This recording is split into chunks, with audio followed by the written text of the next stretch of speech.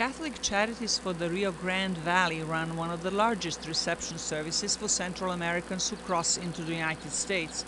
This facility is in McAllen, Texas, a city just 15 minutes away from the Mexican border.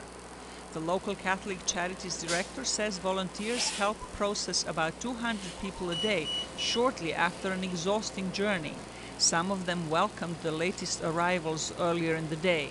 It was sad to see them in those conditions. They needed to take a shower, they needed food, they needed clothing. And so they started to respond. The families here locally went to the bus station and actually helped these folks with some provisions. The charity organization works with the government to ensure proper treatment of the immigrants. Physician Marcela Riojas says 90% of them are fatigued and dehydrated. If they are determined to be seriously ill or injured, they are sent to an emergency room. Many women arrive in high stages of pregnancy after traveling for more than a month without some of the most basic needs.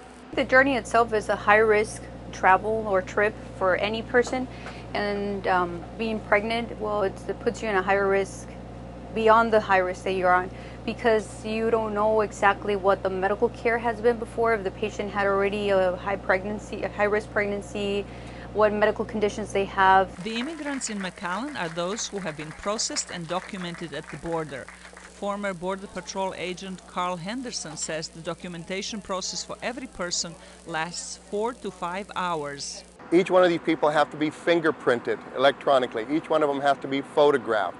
And you can imagine doing this with children. And then there's different rules for juveniles under a certain age and other juveniles, which again allows a lot of room for fraud and things. What we're running, the Border Patrol tells me now, the agents I know now, they tell me they're having a lot of pseudo families, pretend families. A guy's coming up and he runs into some children who are coming up and he says, here's the deal. I'll be your uncle or I'll be your dad, and this way we all get released. But if you don't have an uncle or a dad or a parent, somebody with you, then you're going to go into detention. I'm going to go into detention. It may take months for us to come out of this.